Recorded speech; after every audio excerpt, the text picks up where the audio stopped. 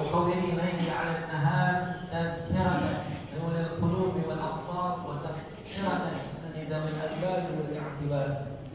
والصلاة والسلام على سيدنا محمد المختار وآله الأخيار وأصحابه الأخيار ومن تبعهم بإحسان إلى يوم المحشر. أما بعد. Yang saya muliakan segenap pengurus DKM Masjid Al-Istiqamah serta para asatidzah, para hujjaj, hadirin hadirat sekalian. Alhamdulillah senantiasa kita panjatkan puji syukur kita kehadirat Allah Subhanahu wa taala. Shalawat dan salam selalu kita sampaikan pada junjungan kita Nabi besar Muhammad sallallahu alaihi wasallam juga pada keluarga dan para sahabatnya. Hadirin hadirat yang saya muliakan, alhamdulillah kita masih diberi oleh Allah Ta'ala nikmat yang sangat besar, yakni nikmat dapat melaksanakan ibadah di bulan yang mulia ini. Karena hadirin, bila mana fasilitas keduniaan Allah Ta'ala beri, tapi nikmat ibadah Allah tidak beri, rugilah kita dunia dan akhirat kita. Jadi alhamdulillah setelah di siang hari kita laksanakan puasa wajib Ramadan, bahkan kita jalin silaturahim bersama keluarga tetangga dari kompleks perumahan ini. Karya Islam ini alhamdulillah itu merupakan satu bentuk daripada upaya silaturahim yang juga bahagian daripada ajaran syariat Islam. Dan ditambah lagi kita dapat berkumpul melaksanakan sholat berjamaah baik maghrib maupun isya, dilanjutkan dengan sholat sunnah tarawih, di mana sholat sunnah tarawih ini hadirin adanya hanya dalam bulan Ramadan. Maka di bulan mana kita tidak melaksanakan sholat tarawih bulan Ramadan ini, di mana fadilah daripada melaksanakan ibadah sholat tarawih, Nabi sallallahu alaihi wasallam bersabda, "Man qama imanan wa ihtisaban, ghufira lahu ma taqaddama min dhanbi." Barang siapa yang qama, jadi ada hadis shoma, ada qama. Kalau shoma berarti berpuasa. Qama maknanya apa? Dia boleh di malam Ramadan, maknanya melaksanakan ibadah salat sunat tarawih. Dengan iman dan harap semata-mata pahala dari Allah, niscaya diampuni dosanya yang telah lalu. Jadi hadirin, segala amalan yang kita laksanakan di bulan Ramadan ini, terutama tak lain tak bukan tujuan niatan kita dalam ibadah supaya dapat mengikis dosa dan kesalahan yang kita perbuat sehari-hari. Karena kita hadirin, manusia ini makhluk khata' wal isyan, tempat salah, tempat sumpahnya manusia. Ya, dimana bila kita ingin mencapai ridha Allah Subhanahu wa taala, ingin dimaaf Allah, ingin disayang Allah, ingin diselamatkan Allah, artinya sampailah perjalanan kita menuju Allah dengan selamat, tak lain tak bukan tangga pertama dan utama yang harus kita lewati, yang harus kita daki adalah tangga taubat. Oleh sebab itu ulama mengatakan at-taubah awwal manzilin min manazilis salihin wa awwal mudha'af min maqamil talibin. Taubat adalah stasiun pertama bagi para salik, yakni orang yang menuju ridha Allah Subhanahu wa taala. Maqam pertama bagi para talib, yakni orang-orang yang menuntut mencari ridha Allah Subhanahu wa taala. Karena hadirin, kalau dosa ini belum ditaubati, belum diistighfari, akan menjadi hijab dinding sampainya kita pada ridha Allah Subhanahu wa taala. Di dalam Al-Qur'an dengan jelas Allah Subhanahu wa taala berfirman, "Ya ayyuhalladzina amanu tubu ila Allahi taubatan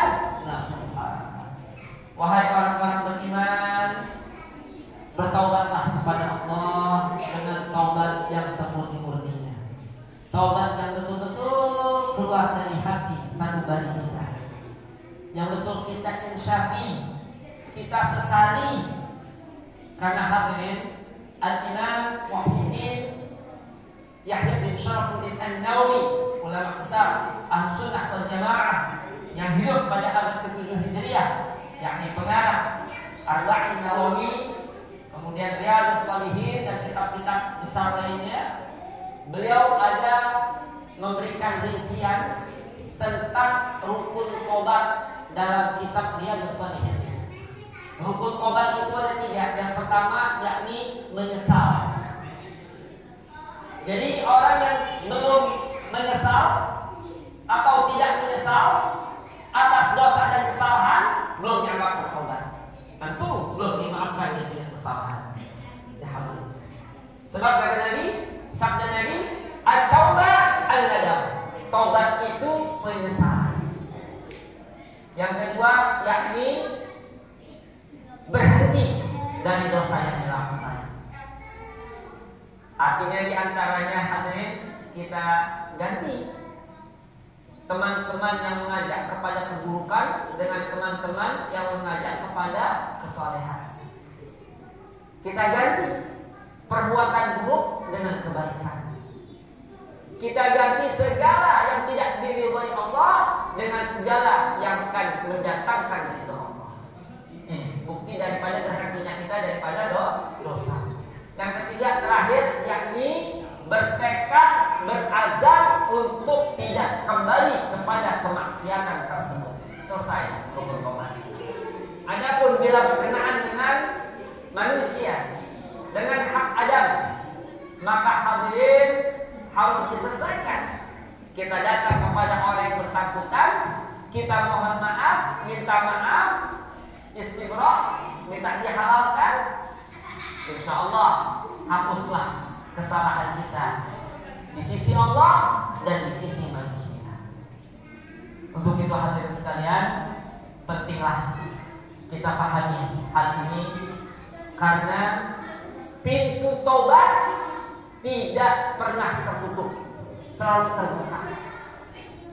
Dalam satu hadis qudsi riwayat Al-Imam At-Tirmidzi, ada dalam Arba'in Nawawi, ini hadis yang ke-42, di mana ini hadis bersanad awal dari Sayyidina Anas bin Malik. An Anas radhiyallahu anhu qala sami'tu Rasulullah sallallahu alaihi wasallam yaqul qala Allah ta'ala ya ibadi innaka ma da'awtani wa rajautani ghafartu laka 'ala ma kana minka wa la ubali. Allah firmankan sebagaimana Nabi sabdakan, wahai hamba-hambaku, sesungguhnya engkau selama kau memohon, kau munajat, kau meminta kepadaku, arti memohon ampun kepada Allah, niscaya aku ampuni segala dosa, dikit banyaknya, besar kecilnya, dan aku tidak peduli. Artinya tidak peduli di sini hadirin, Allah tidak memperdulikan seberapa besar kita punya dosa.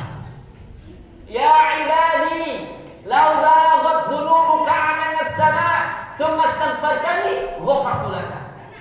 Wahai hamba-hambaku, seandainya dosamu menyentuh awan, dosamu menjulang ke langit saking banyaknya, tentu enggak ada hadirin dosa sebanyak yang sedemikian. Seandainya itu dosa sebanyak itu, kemudian kau mohon ampun padaku, niscaya aku ampuni dosa. Insyaallah. Ya ibadi, innaka law ataitani bi qurbil ardi khataya thumma lakitani la tusyriku bi syai'a la ataituka bi qurbiha maghfirah. Wahai hamba-hambaku, sesungguhnya engkau, seandainya kau datang kepadaku dengan dosa yang memenuhi bumi, Masya Allah, banyak banget ini dosa yang memenuhi bumi, dan kau datang kepadaku dalam keadaan kau tidak mensekutukan aku dengan sesuatu apapun, kau memohon ampun, kau meminta maaf, kau kembali kepadaku, niscaya aku ampuni segala dosa. Wa ala kulli hal, bagaimana mungkin kita menunda taubat kita, padahal pintu taubat selalu terbuka. Bagaimana mungkin kita selalu durhaka kepada Tuhan kita, padahal karunia rezeki setiap hari kita merasakan. Dan bagaimana mungkin kita kelak kembali kepada Allah dengan dosa yang masih mengotori zahir dan batin kita. Ya hadirin sekalian. Jadi ala kulli hal, Allah Subhanahu wa taala pun memberikan karunia tentang dosa dan kesalahan hamba. Dan satu hadis Nabi sallallahu alaihi wasallam sabdakan, "Idza tabar rajul," apabila ada seorang hamba yang bertaubat kepada Allah, "Ansallahu al-hafazata dzunubah." Niscaya Allah jadikan lupa malaikat-malaikat pencatat. Nah, kita ada roket pada atid. Tiap hari, tiap detik kita beramal, pikiran kita, penglihatan kita, pendengaran kita, ya ucapan kita, semua ditulis. Ma yalfizu min qawlin illa ladayhi raqibun atid. Ditulis nih hadirin. Yang kita udah lupa ada catatan semuanya. Kelak nanti kita akan baca itu catatan amalan kita. Iqra kitabak kafa bi nafsika al-yawma 'alaika hasiba. Baca kitab amalanmu, cukup dirimu pada hari ini sebagai orang yang akan menghisab amalan. Ini kalau seorang hamba bertaubat dengan taubatan nasuha, betul-betul ikhlas dan bertaubat kepada Allah, apa kata Nabi? Niscaya Allah jadikan lupa malaikat pencatat amal. Insyaallah. Ya, Allah jadikan lupa. Wa ansadzalika al-jawariha wal ma'alima minal ardi. Allah jadikan lupa juga hadirin anggota tubuh kita yang pernah bermaksiat. Dan juga tempat-tempat yang kita pakai untuk bermaksiat. Kenapa hadirin? Karena seluruh nanti dari amalan baik maupun buruk, ini karpet yang kita dudukin, baju yang kita pakai, ya, yakni mukena yang ibu-ibu pakai, semua jadi saksi bakaran. Bagi, ya, jadi saksi akan amal ibadah yang pernah kita lakukan saat ini. Ya hadirin. Tapi bila mana kita melakukan keburukan, kemaksiatan, kesalahan, kalau kita bertaubat, semuanya Allah jadikan lupa.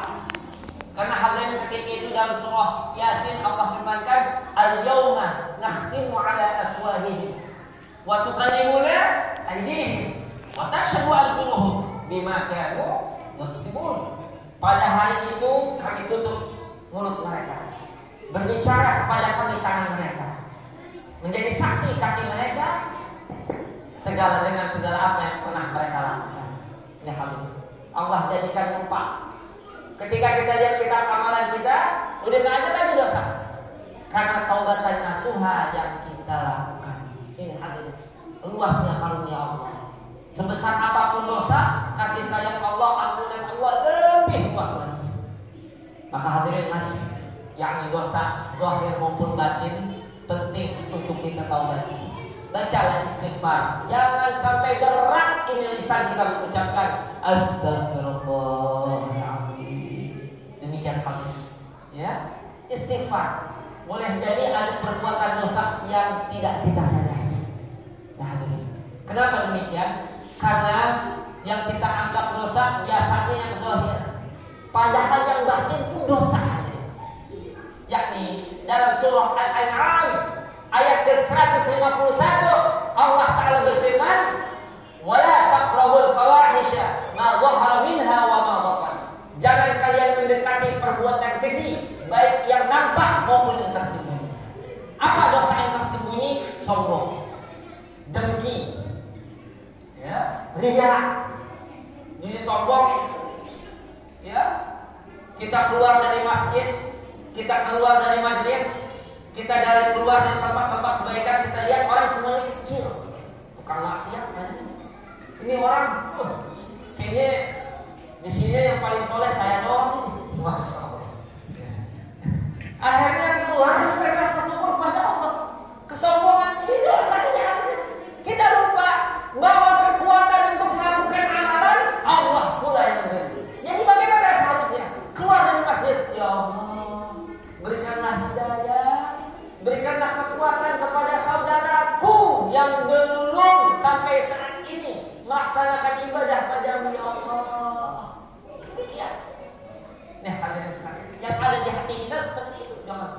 bilangin jangan enak masjid begitu. Jangan. Tidak demikian. Jadi Rasul SAW tidak mengajarkan dikit-dikit laknat, tapi dikit-dikit doain orang, dikit-dikit doain orang, dikit-dikit itu daripada akhlak Rasul SAW. Apalagi hadirin kalau ada seseorang pengen taubat, lagi tumben main di masjid, artinya dia sholat, tumben ke masjid, kemana ada orang? Jangan, ya. Alhamdulillah ya Allah. Ya, barang sama saya, masjid. Ini hati, ya. Jangan wah ini sih nggak bakal nyampunin dosa itu, masya Allah banyak kan. Ya. Ada satu maqalah dari Sayyidina Ali bin Abi Thalib dalam Taubat Jihad, di mana beliau pernah mengatakan, "Ya man ada, thumma i'tada, thumma iqtaraf, thumma awa, thumma intaha, thumma i'taraf, abshir bi qawlillahi fi ayatihi, iyantahu yughfar lahum ma qad salaf." Ya man ada, wahai orang yang berlari dia dari kebenaran. Summa kada, kemudian dia melampaui batas. Summa taraf, kemudian dia melakukan dosa. Summa awa, kemudian dia kembali. Summa taha, dia berhenti dari dosa. Summa taraf, dia mengakui dosa-dosanya.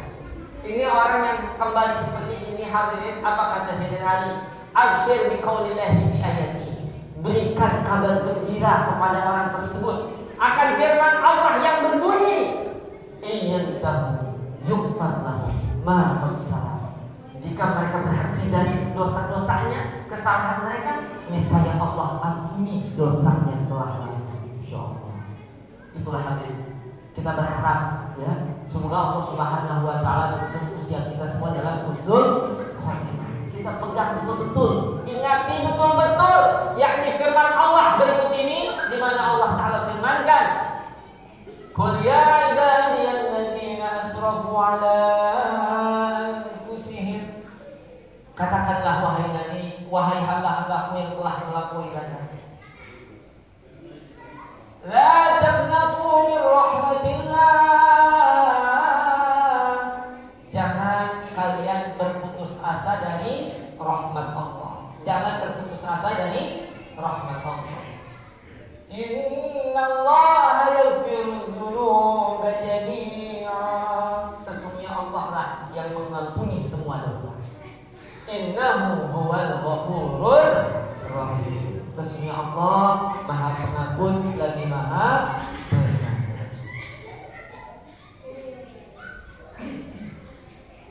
Maka hadirin, untuk itu jadikanlah momen Ramadan ini sebagai bulan taubat atas dosa dan kesalahan kita. Tidak bisa kita mengatakan saya kayaknya jarang buat dosa, saya ya. Kenapa demikian hadirin? Sebab kata Nabi, kullu bani Adam khata'un wa khairu khata'in at-tawwabun.